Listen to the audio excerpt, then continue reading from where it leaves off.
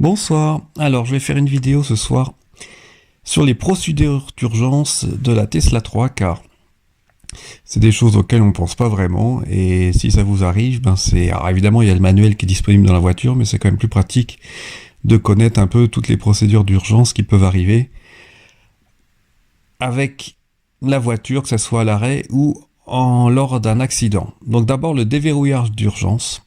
Alors moi j'ai appris des choses en lisant le manuel. À supposer qu'on reste bloqué dans la voiture, ce qui est quand même quasiment impossible avec le déverrouillage manuel des portes avant, vous pouvez, avec le coffre, à l'intérieur, il y a une procédure pour débloquer le coffre. À supposer que vous avez quelqu'un bloqué dans le coffre, bon, ça fait un peu glauque, mais en tout cas, voilà, il y a une procédure manuelle avec ce petit bouton à bouger là, dans le coffre pour pouvoir manuellement ouvrir le coffre. Il y a exactement la même chose pour le coffre avant. Alors là, il parle aussi d'une personne, interdit de mettre une personne dans le coffre avant, et franchement, honnêtement, la personne, à mon avis, là, elle serait vraiment de très très petite taille, mais il y a aussi un bouton, mais c'est surtout pratique en cas où vous n'avez plus de batterie. En fait, vous pouvez enlever le cache de protection de l'anneau de remorquage et en mettant un courant 12 volts, vous pouvez aussi débloquer automatiquement le coffre avant en cas d'accident pour pouvoir aussi débloquer, découper, enlever l'alimentation, de l'alimentation principale de la voiture. Donc ça c'est très important aussi pour les pompiers, si nécessaire. Alors ce qui est bon à savoir, c'est que quand vous enlevez ce petit opercule, le neutre est toujours relié à cet opercule et donc vous pouvez associer l'alimentation 12 volts, donc phase et neutre, pour pouvoir ouvrir ce capot en cas d'urgence, mais ça ne recharge pas la batterie 12 volts. Si vous voulez vraiment recharger la batterie 12 volts, il faut ouvrir le capot entièrement, enlever la protection noire là où il y avait aussi l'aération, et pour avoir accès au COS de la batterie 12 volts. C'est ce que aussi vous voyez ici, avec le neutre qui est déjà toujours branché sur l'opercule, donc la voiture est reliée au neutre, entre guillemets, avec ce câble-là, et vous devez tirer le câble rouge, donc la phase, pour pouvoir relier la phase de l'autre batterie à ce câble rouge. Donc c'est bon à savoir aussi en cas de remorquage. Le deuxième point dont je voulais parler, c'est la procédure, entre guillemets, d'urgence en cas de collision. Car vous allez voir la voiture, à supposer que les airbags se déclenchent, donc il faut quand même que ça soit un choc important. Il y a une série d'actions que la voiture va entreprendre pour protéger les occupants et donner un accès plus facile au véhicule pour les secours. Donc, qu'est-ce qui se passe? Si vraiment vous avez un choc avec les airbags qui se déclenchent, vous avez la fonction e-call qui démarre automatiquement, à condition évidemment que vous ayez du réseau. Les portes se déverrouillent, les feux de détresse s'allument, l'éclairage d'intérieur s'allume et la haute tension est coupée. Donc ça c'est très important pour en cas où évidemment la batterie est touchée, en cas où il y a un court-circuit évidemment qu'il n'y ait plus de liaison entre on va dire les moteurs et la batterie, et que les secours puissent intervenir en toute sécurité. Après, au niveau du capot avant, il y a aussi une procédure au niveau de la batterie, vous tirez un câble pour débrancher la batterie. Alors la deuxième procédure d'urgence dont je voulais parler, ce sont le freinage d'urgence et les feux de détresse.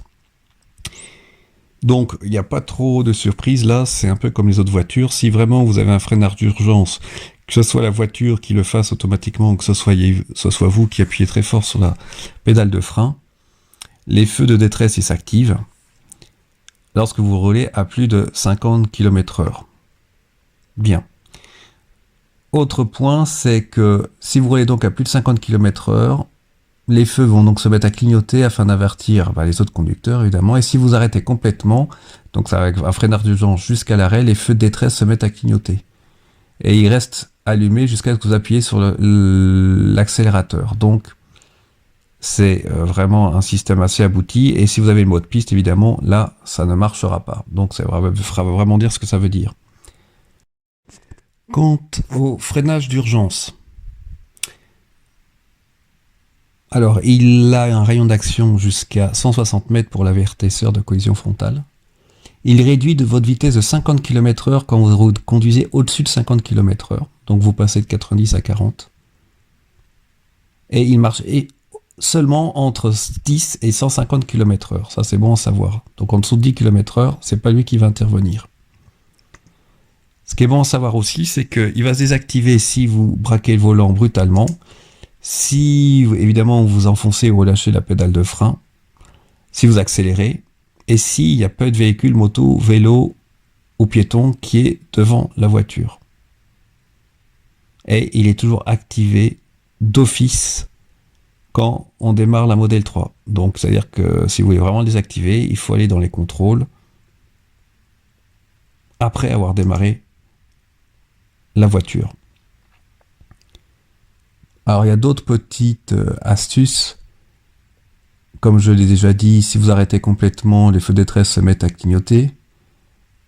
Si vous avez une mode piste, les feux stop dynamiques ne vont pas s'activer, donc il n'y aura pas ce freinage d'urgence, signalisation de freinage d'urgence. Si vous avez une remorque, là c'est aussi particulier.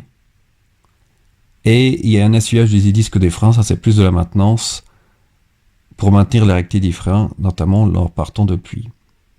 Alors ensuite, un mode intéressant aussi que je voulais détailler, c'est le mode parking, car on peut utiliser le mode parking en urgence. Moi j'avais déjà essayé, j'ai déjà vu des vidéos où vous appuyez sur le mode parking, sur le bouton P pendant que vous roulez, il ne se passait rien. Mais si vraiment vous perdez les freins, on va dire notamment l'hydraulique des freins, si vous appuyez longtemps sur le bouton P, la voiture va quand même freiner. Alors évidemment c'est très dangereux, mais ça peut être vraiment la méthode ultime en cas de perte de frein. Autrement, le mode parking, moi je l'ai souvent dans mon garage, il s'active automatiquement en dessous d'une certaine vitesse si vous avez enlevé votre ceinture de sécurité, si vous ouvrez la porte, ou si le capteur de présence dans le siège conducteur ne détecte pas d'occupant. Donc ça évite de laisser sa voiture en mode neutre par exemple, où le mode parking va se mettre automatiquement.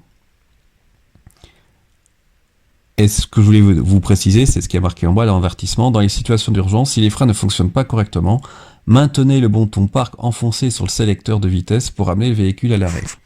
Donc c'est vraiment une situation critique qu'il faut utiliser que vraiment dans des circonstances très très particulières. Après, ce qu'il faut savoir, c'est que le mode parking joue sur les freins arrière, il bloque les freins arrière. Donc par temps hivernal, notamment neige ou glace, il faut toujours s'assurer que si vous êtes en pente, évidemment, que les roues arrière aient une bonne prise sur la chaussée. Moi je pensais que c'était les 4 roues qui étaient bloquées, ben non, c'est que les roues arrière, donc c'est bon à savoir en cas de parking sur route vraiment pentue et par temps hivernal s'il y a du verglas. Un autre sujet dont je voulais parler, c'était que faire en cas de panne et donc si vous devez faire remorquer votre voiture.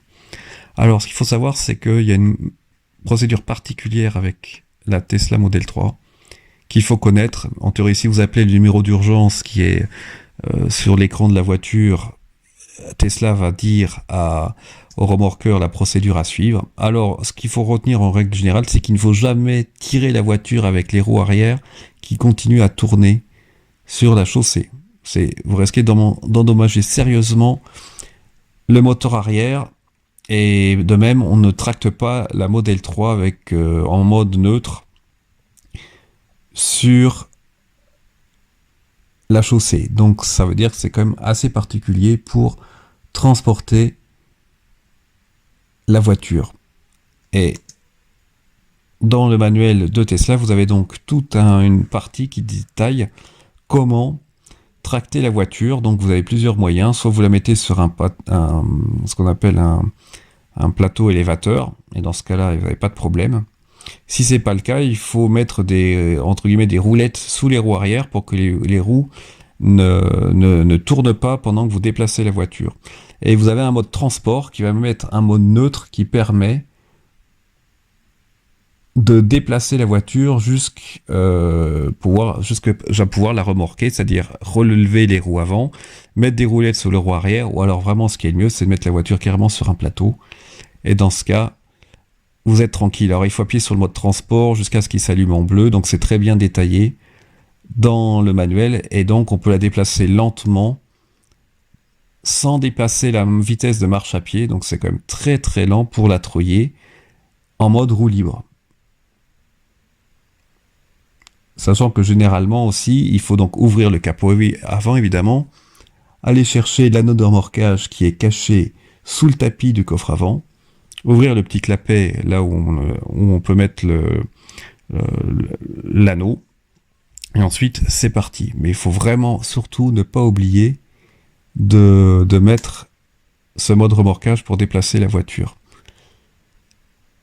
Et si nécessaire, si vous devez recharger la batterie, il faut donc évidemment ouvrir le capot avant, enlever le capot plastique là où vous avez aussi l'entrée d'air, et là vous pouvez recharger la batterie, car c'est cette batterie 12 volts qui permet d'avoir accès à l'écran de la voiture. Donc si la batterie est HS, vous ne pourrez plus accéder au mode remorquage. Donc c'est important aussi de pouvoir,